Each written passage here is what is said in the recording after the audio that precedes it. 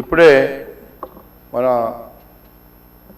అక్బర్ సాబ్ చెప్పినట్టుగా మీరు చేస్తున్నటువంటి ఈ 12 జోన్లలో కానీ మనకు ఉండేటువంటి ఈ 60 సర్కిల్స్లో కానీ సఫిషియెంట్ స్టాఫ్ లేకపోతే మనం వెచ్చించే పెట్టేటువంటి ప్రతి రూపాయి కూడా ప్రజలకు అందకపోతే, ఎగ్జాంపుల్ అధ్యక్ష, స్ట్రీట్ లైట్స్ ఉన్నాయి, శానిటేషన్ ఉంది, కాంట్రాక్టర్స్ ఉంటారు, ఎవరు ఏ మూలకు పని చేస్తుండ్రో కూడా సరి అయినటువంటి పద్ధతి ఇప్పుడు లేదు అధ్యక్ష.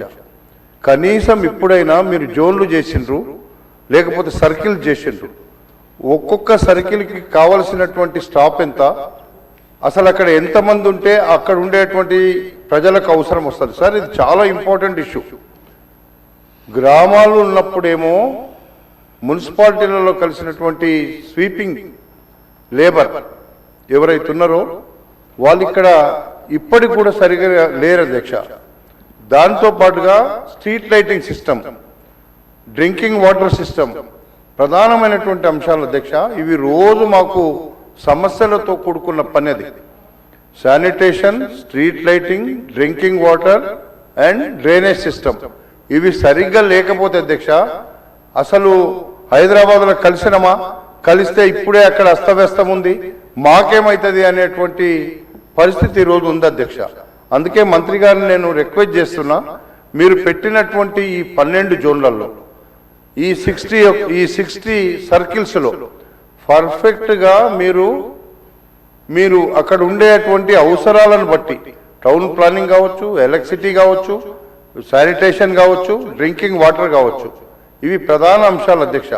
అదేవిధంగా ఇంజనీరింగ్ కావచ్చు. ఇవి కరెక్ట్గా లేకపోతే మనం పెట్టే రూపాయి కూడా ప్రజలకు అందదు అధ్యక్ష. ఎంత ఖర్చు పెట్టినా ప్రజల దగ్గరికి పోయేటట్టుగా ప్రజలకు అందే విధంగా ఉండాలి తప్ప మనం ఏదో సర్కిల్ పెట్టేసినాం అక్కడ వాళ్ళు చూసుకుంటారంటే అక్కడ స్టాఫ్ లేకపోతే ప్రజలు ఇబ్బంది పడతారు. కాబట్టి మీరు మంత్రి గారిని మీ ద్వారా అడుగుతున్న అధ్యక్ష, ఇది కూడా మీరు చాలా క్లియర్గా, లేకపోతే మనం విలీనమైన తర్వాత మేము అస్తవ్యస్తం అయిపోయినాము, మాకు కష్టాలు ఉన్నాయి అనే పరిస్థితి రాకుండా చూడాల్సిందిగా మంత్రి గారి ద్వారా నేను కోరుతున్నా అధ్యక్ష. థ్యాంక్ యూ అధ్యక్ష. మరి విలీనం చేస్తున్నటువంటి సందర్భంగా ఇప్పుడే మంత్రి గారు చెప్తూ 2011 సెన్సెస్ కాకుండా సైంటిఫికల్ మెథడాలజీ అంటూ ఉన్నారు. ఇప్పుడు చాలా చోట్ల 30,000 ఉన్నటువంటి ఓటర్స్ 70,000గా మారారు. మరి అన్నిటికన్నా ఎక్కువ చాలా గ్రామీణ ప్రాంతాలు కూడా విలీనం జరుగుతున్న సందర్భంగా ఆ ప్రాంతంలో ఉన్నటువంటి మరి చాలామంది రైతు కూలీలకు ఎన్ఆర్జీఎస్ పథకం రాక మరి వారికి ఉన్నటువంటి ఆదాయం, ఉపాధి కోల్పోయే పరిస్థితి ఉన్నది. మరి వారికి ఏమైనా ఆల్టర్నేటివ్గా ఉపాధి కల్పించేటువంటి ఆలోచన రాష్ట్ర ప్రభుత్వం చేస్తున్నదా? ఎందుకంటే కేవలం అర్బనైజేషన్